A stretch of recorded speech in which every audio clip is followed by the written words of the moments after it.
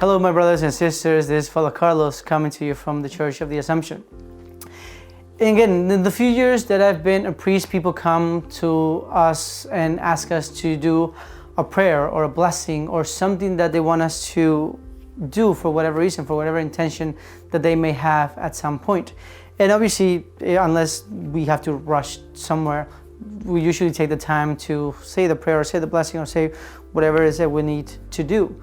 But sometimes they want something else. They always ask for something else. If it's only a blessing and I say the blessing is like, can you do the sign of the cross? Or can you at least touch my forehead? Or can you, if it's a blessing of an article, can you, after the blessing, can you just dip it in holy water or do something extra? And even sometimes in confession, when I tell people instead of doing a prayer to do something like, I don't know, hug your mom or your dad or your spouse, whatever, they're like, but what about a prayer? Can I do a prayer? Can I do something else? That it just seems too easy. Whatever it is that you're doing right now, that we need to be able to see something else that happens in order to make sure that either the prayer or the blessing is more efficacious than you're sort of letting on right now. And that speaks a lot about the faith of the people, or in many ways, the lack of faith of the people. Because especially in the gospel today, Jesus goes to one of the towns of Galilee, and there is a official that comes to him and asks him for a healing for his son who's near death. And Jesus says, unless you see a sign, you will not believe. He's just talking in general to the people. But the man says, please, can you please just come and help my son? And Jesus just tells him, just go, because your son is going to be well. Your son is going to live.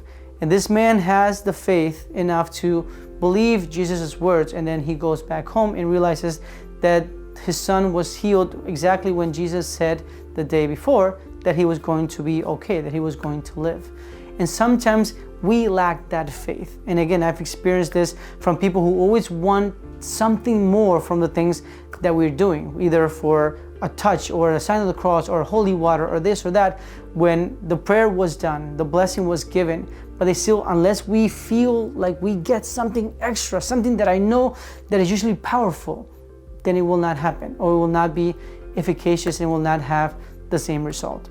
But we have to remember that prayer is powerful, that the Lord, as long as we have faith, can act in so many beautiful, wonderful ways in our lives. We sometimes don't need all the big hooplas. We don't need necessarily all the bells and smells, because the Lord is found in humility and silence, in simplicity. And as long as we have faith, like this centurion man was, how he had it, how strong his faith was, to just trust Jesus at his word, sometimes we have to do the same thing. A blessing, a prayer is enough if we believe in it with faith and in love in our Lord Jesus Christ.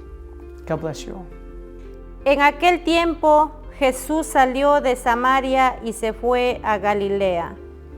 Jesús mismo había declarado que a ningún profeta se le honra en su propia patria. Cuando llegó, los galileos lo recibieron bien, porque habían visto todo lo que él había hecho en Jerusalén durante las fiestas, pues también ellos habían estado allí. Volvió entonces a Caná de Galilea, donde había convertido el agua en vino. Había allí un funcionario real que tenía un hijo enfermo en Cafarnaúm. Al oír que Jesús había venido de Judea a Galilea, fue a verlo y lo rogó que fuera a curar a su hijo, que se estaba muriendo. Jesús le dijo, si no ven ustedes signos y prodigios, no creen. Pero el funcionario del rey insistió, Señor, ven antes de que mi muchacho muera. Jesús contestó, vete, tu hijo ya está sano. Aquel hombre creó en la palabra de Jesús y se puso en camino. Cuando iba llegando, sus criados salieron al encuentro para decirle que su hijo ya estaba sano. Él les preguntó a qué hora había empezado la mejoría. Le contestaron, a la 1 de la tarde. Se le quitó la fiebre. El padre reconoció que a esa misma hora Jesús le había dicho, tu hijo ya está sano, y creó con todos los de su casa. Esta fue la señal milagrosa que Jesús hizo al volver de Judá de Galilea. Mis queridos hermanos, les quiero hacer una reflexión sobre el creer y confiar en Dios.